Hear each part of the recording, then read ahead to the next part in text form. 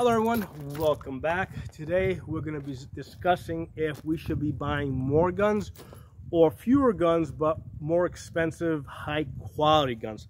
Now the immediate problem that we're going to have when we're discussing more expensive high quality guns is that and even the idea of more guns is that people have different concepts of what expensive is or what lots of guns are or what high quality is. So for example, to you guys, this may look like a lot of guns, but to me, that's not a lot of guns. Okay, so same thing when you're talking about quality. Okay, so when we're talking about quality, we're gonna start off as a standard, right? Like on AR-15s, we're gonna talk about mil-spec AR-15s, right? And then with regards to pistols, we're gonna use the Glock Gen 3, in Glock 17 or Glock 19 Gen 3 as our standard, okay? So those are going to be our budget level guns. We're not going to go any lower than that, okay? That's going to be our starting point. And then from there, do we want to basically upgrade, right, to a more, to more expensive, okay? So before we go further, let's talk about three of the qualities that we want in guns, okay? We want reliability, right? The gun has to work, okay? We want availability of parts, okay? So when the gun does break, because if all machines break, okay? And the funny thing with machines is if you use them a lot, they break. If you don't use them, sometimes they also break just from sitting there and, rust building up and parts not moving. So machines can break either way. Even if you're using them or if you're not using them, they can break. So we're gonna need parts, okay? And the other thing is we need to have the knowledge to be able to fix those guns when they break. Again, and that's why I pretty much stick to AR-15s and Glock Gen 3s because they have all three of those qualities. Now, we might look at something, let's say like an AK-47. Great gun. It's very reliable, right? So it qualifies for that first item over there as far as reliability. And they're very durable, right? So maybe they'll last 2 times or 3 times longer than an AR-15 before you have to break parts, and you will break parts on an AK-47. I know because I break parts. Let's just put things into perspective for a second, okay? This is my personal shooting range. That's what the ground looks like, and it goes about 6 inches deep, okay? All right, so now I don't only shoot here. I also travel around different ranges. A lot of time, on the days that you guys don't see me doing videos is because I'm at different locations, different ranges, training people, and it's not a place that's conducive to doing the videos for whatever reason.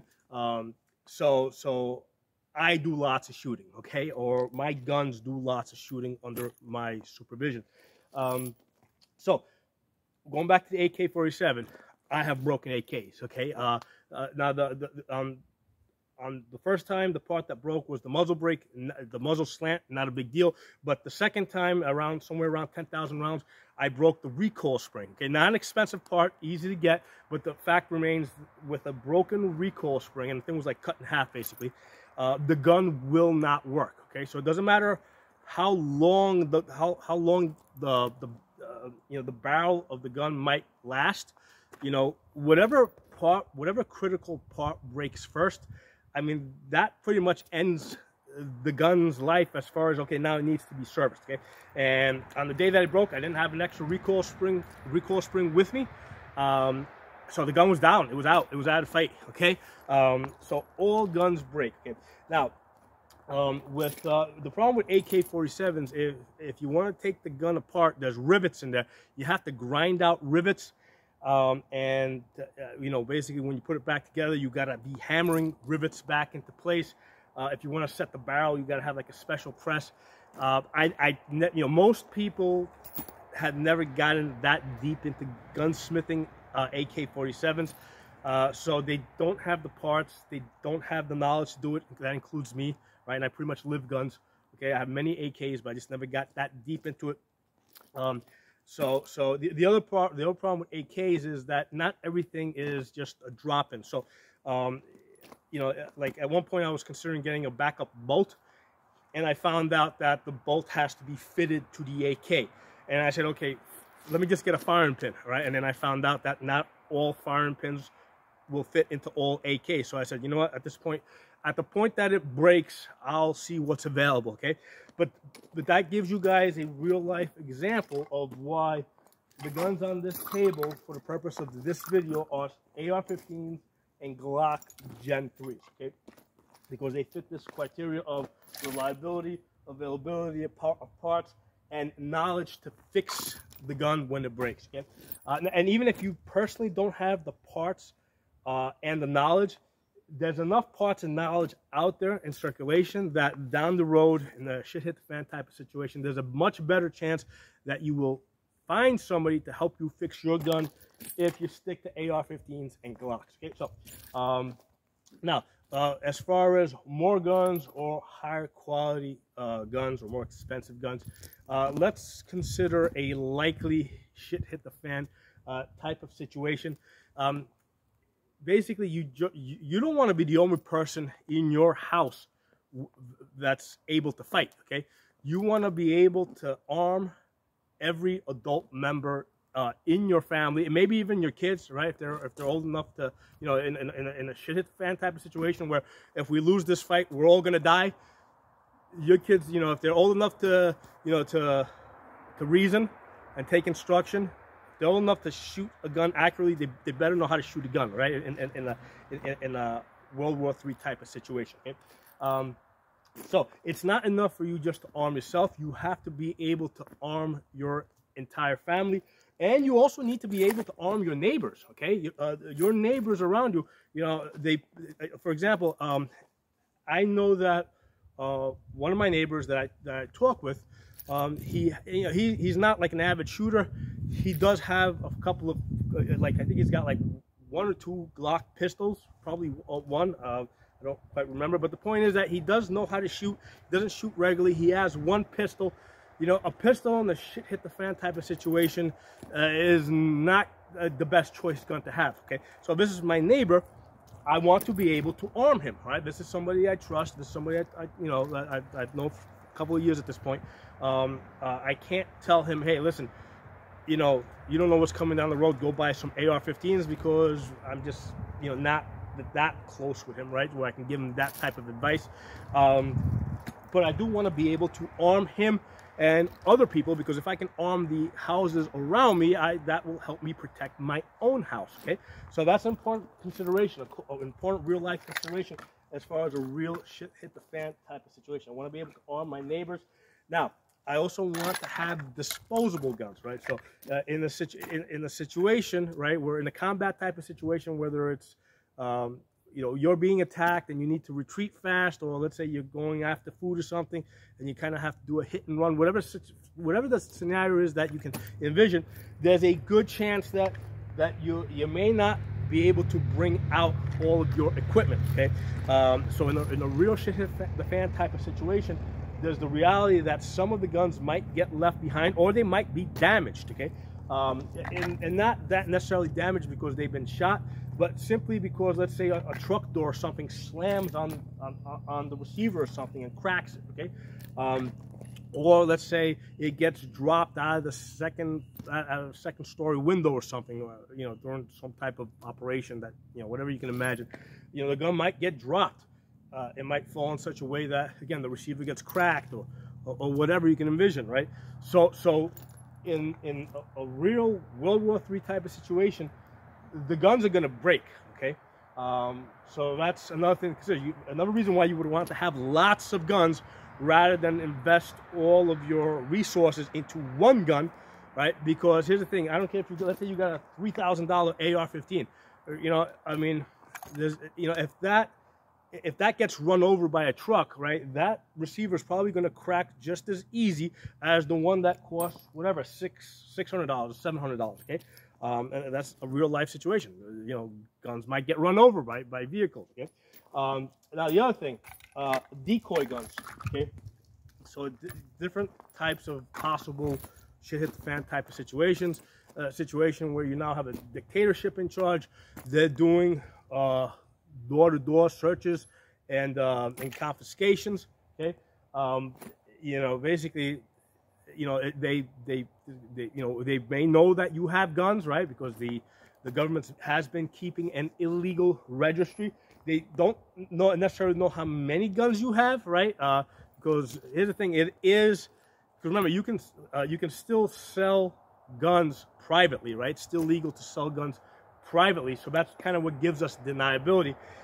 So you can always say that you sold some of the guns, but a good way to get rid of them faster, get them out of your house, is to give them a decoy gun, right? Give them a gun, right? And then you got the rest hidden, or give them 2 guns or whatever, right? Whatever you think that you need to give them to get rid of them.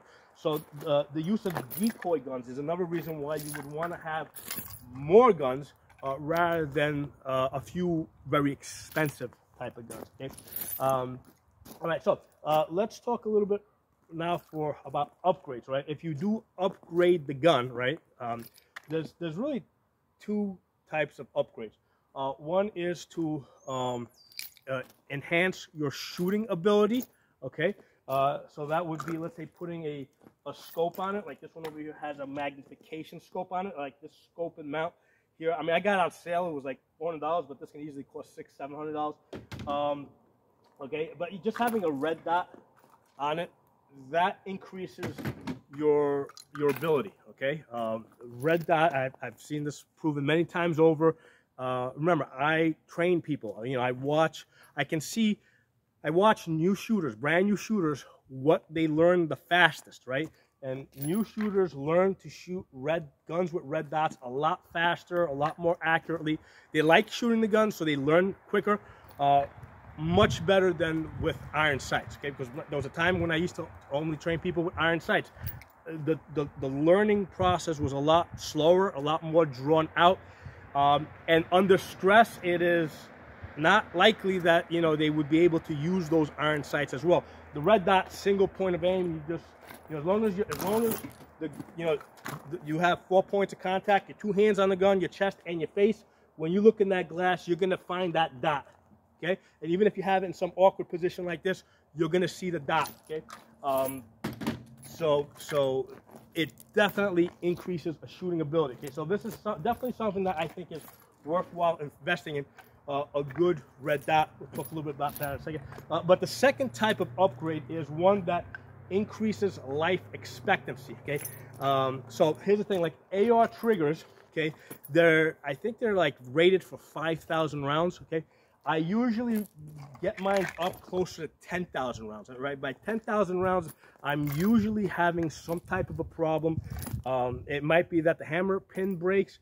Most likely the disconnector wears out.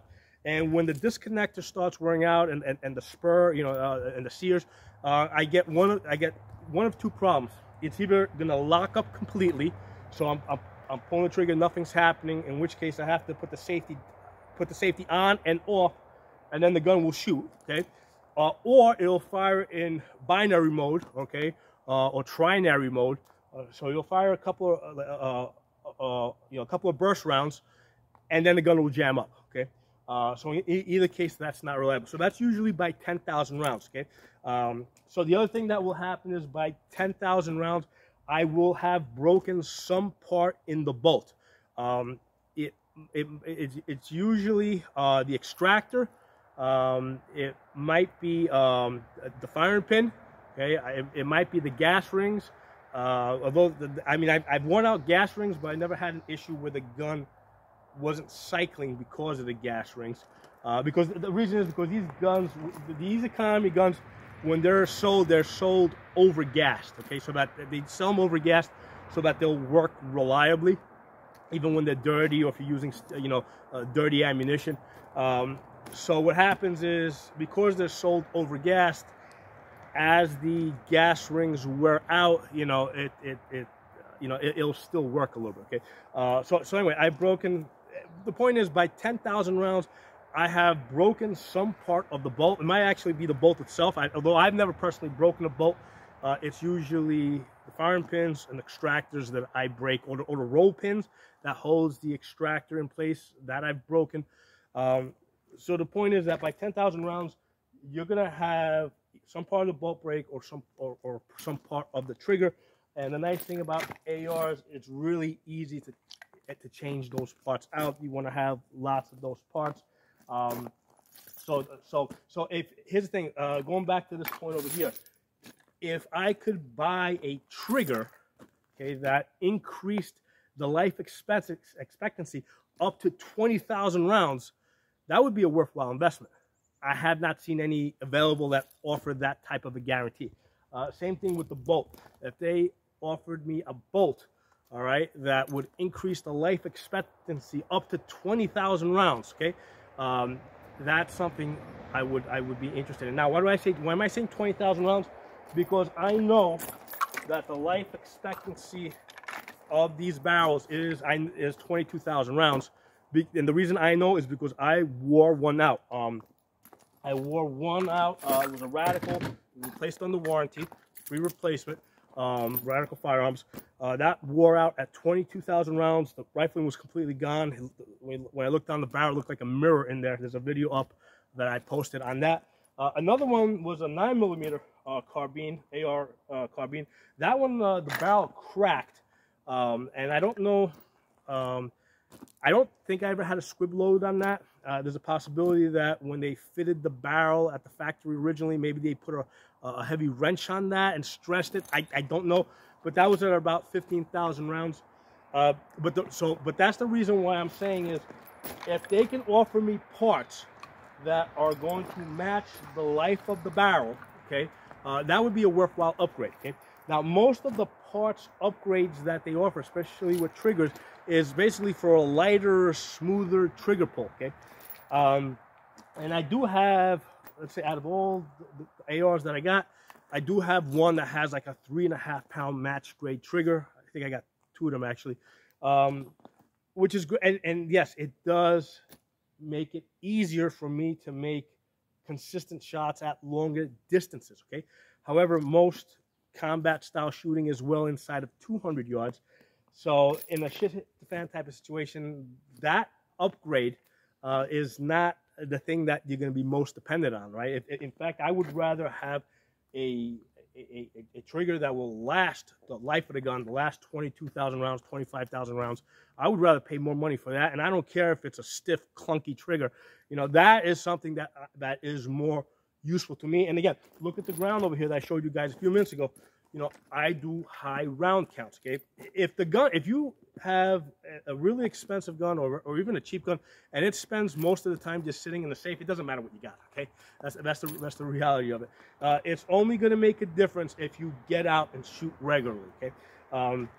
And here's the thing, unless you get out and you shoot regularly, you really don't even know what you have, because you might just have a very expensive gun that's just a really expensive paperweight. There's not, you know, so until you actually test it and shoot it regularly and develop the skills to match it, it doesn't mean anything, okay? So that's the important thing. You gotta do the training, right? And I'm not telling you guys to come train with me. I'm just saying, go out, find people to train you. I find people, even though I'm a full-time instructor, right, I still go to other people to train me, simply because by me training with other people, I get different points of view, different ideas. Also, when I'm practicing by myself or training myself, like let's say I'm going through a course, I know what I want, what I plan in my head to do. That's different than somebody else giving me instructions, random instructions, and me having to perform those, perform that, based on that person's instructions. So, so I don't care if you're the best shooter in the world. Having somebody else give you instructions or directions has a training value that you simply cannot do by yourself. I don't care how good you are.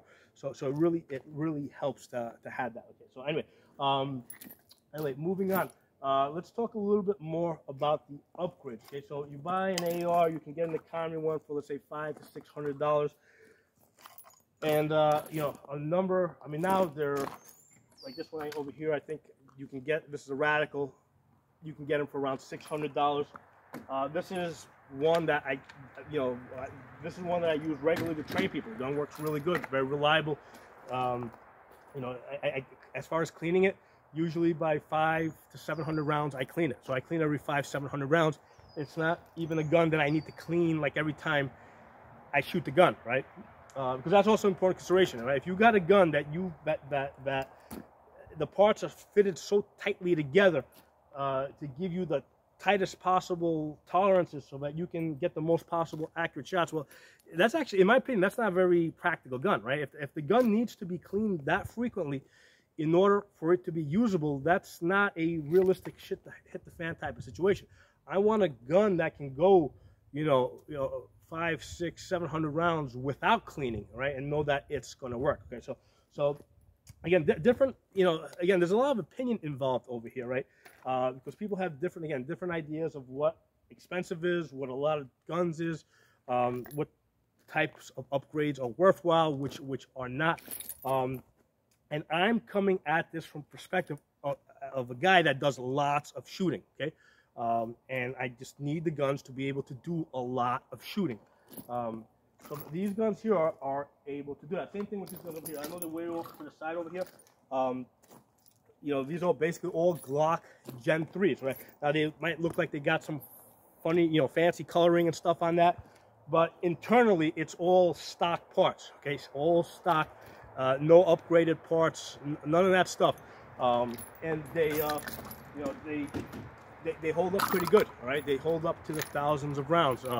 Now, as far as, because especially with the Glocks, with the Glock Gen 3 parts, I would probably recommend, if you can get Glock OEM, I would definitely recommend that you get that. However, right now it's really hard to get Glock OEM, so what I'm finding with the Glock 17, Glock 19, Glock 26, which those guns have been around for a long time, those parts are pretty good, right? Simply because they've been making them for such a long time, they've had plenty of time to debug them, to copy them. Most of your Glock Gen 3 parts are pretty good.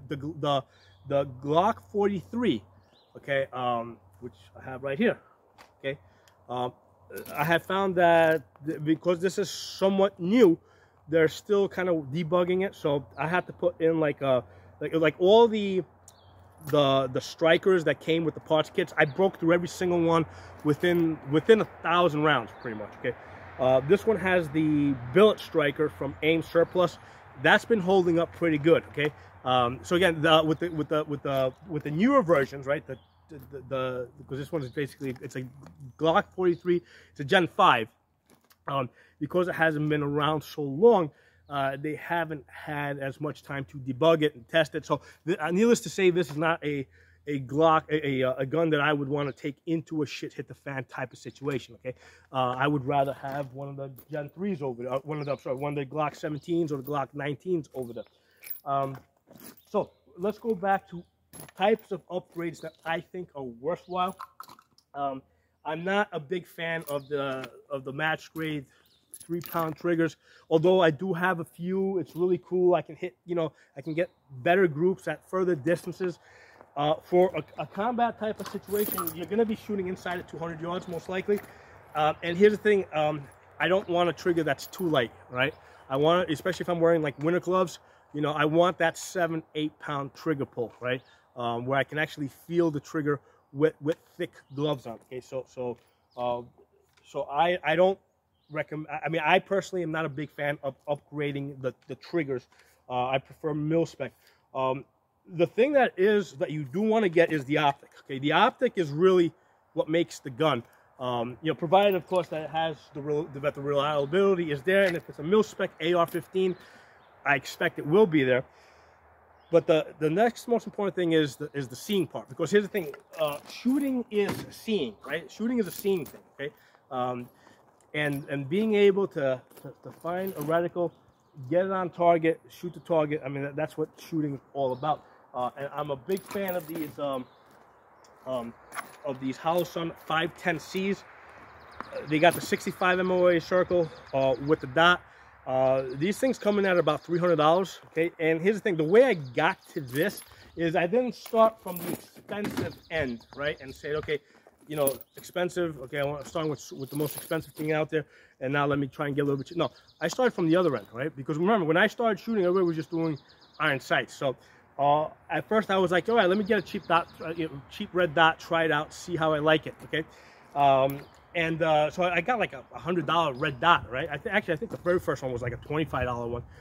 I got that, and here's the thing: I could immediately see that significant improvement, right? I could more quickly find the reticle, get on target, but more importantly, I put women on it, brand new shooters, never shot before, and I could see how much easier it was to train them when they had a dot. Okay, they could hit the target, they liked shooting, they wanted to train more. So that was immediately sold on it. You know, but here's the thing: the cheap ones, you know, they broke pretty quickly. And then I went up to the next level, $100 ones. I think those were Bushnells. The problem with them is they weren't bright enough, right? They would wash out, like on a sunny day, shooting against the sun, they would wash out. So from the Bushnells, I moved up to the Adderballs, which were coming in at $150. They were bright. Now the problem I was having with them is I kept eating through the batteries. You know, I kept forgetting to turn them off. And then I found out about these Holosuns, which are solar powered with a battery backup. And I've never had a problem with these, right? I mean, I do. You're not going to get the battery life that they tell you. You're not going to get like 5 years out of these.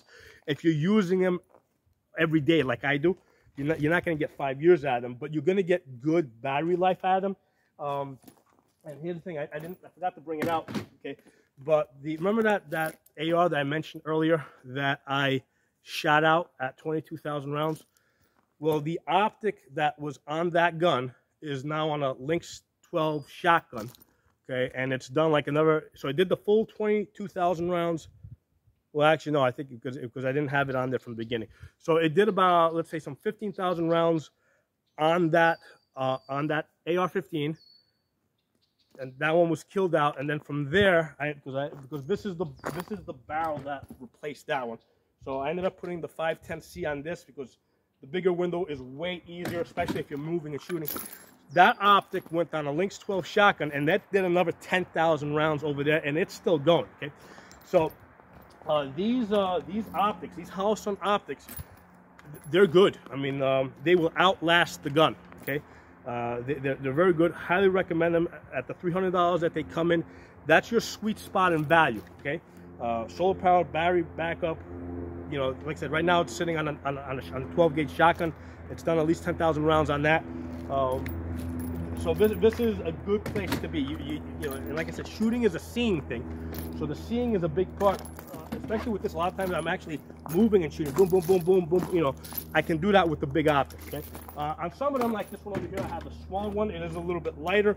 You know, the same thing, solar powered, battery backup. That's worth the investment. It's worth that $300 to get those optics. Same thing with the pistols. All my pistols have the Holosun 507 ACSS. That ACSS makes it really easy to find that reticle. When you know, a lot of people say, hey, if you come out, do perfect presentation, that will always be there. But life isn't always perfect presentation, right? You know, sometimes you gotta, you know, shoot these weird, unconventional positions. The big 250 MOA circle helps you find that chevron, that 10 MOA chevron in the center. So this is a worthwhile investment. Every pistol, every serious duty pistol should have an optic on it. You will shoot much better. You know, you guys see me shoot all the time over here. You know, at 20 yards, I almost never miss that target over there, right? And I'll even get out to like 50 yards, and I won't put every single one on the target, but you know, I'll get, you know, almost 50% hits at 50 yards on a man-sized target with the optics. Okay, optics make the gun. That is where you definitely want to put your money in. Holosun, definitely the way to go. You guys see how many Holosuns I got here, and there's just a tiny, small fraction of the ones I have. But that's where you want to put your money. So those are my thoughts on whether you want more guns versus expensive guns. More guns is better, okay? But you want to have more guns. At the minimum, you want them to be mil spec, okay?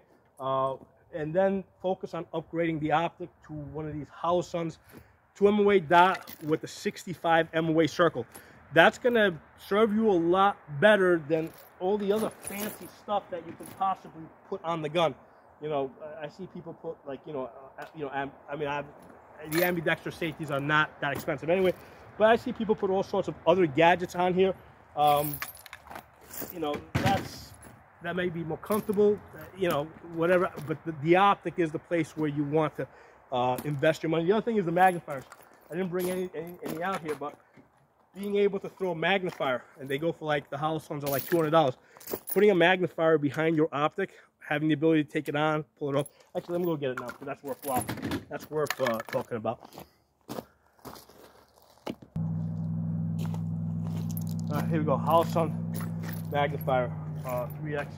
Really easy to get this on there.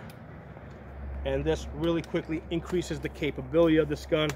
Turn it off to the side if you don't need it. Okay, come up, fast target acquisition, throw this over if you need to see at distance, bring it back over. And if you, let's say it's nighttime or something, you don't need this at all. You just take this off altogether. Okay. Now, even at, let's say at distances like 200 yards, this can be a big convenience, because at 200 yards in the woods over here, you know, if something is hiding behind a tree, yeah, remember, you're not, I mean, you don't need a magnifier to see a man-sized target at 200 yards, right? But if you're trying to find something small, like a corner of somebody's head or a hand or a foot, right? If you're trying to identify something like that that might be hiding, even at 100 yards, the magnifier is a big convenience. So this is definitely something worth investing in. And the nice thing about this is you don't need one of these on every gun, because this can go from gun to gun to gun. You do need an optic for every gun though, because that needs to be zeroed in. You do need the magnifier. So the magnifier is worth putting your money into. Other than that, you know, I say stick to mil spec or stick to Glock Gen 3 standard, and I think you'll be pretty well served with that. So drop some comments below. Let me know what you guys think.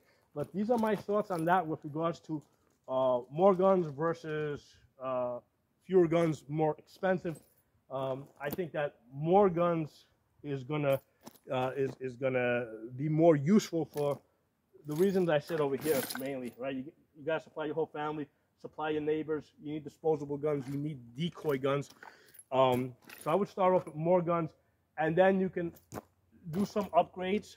Main thing is get the magnifier on there, get a sling, get some lights.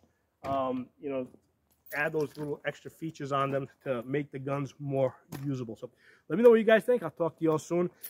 Make sure you guys are following me on Odyssey. That's ODYSEE. ODYSEE. That's an uncensored channel where I don't have to be bound by YouTube community standards. And my channel name over there is Pocono Tactical.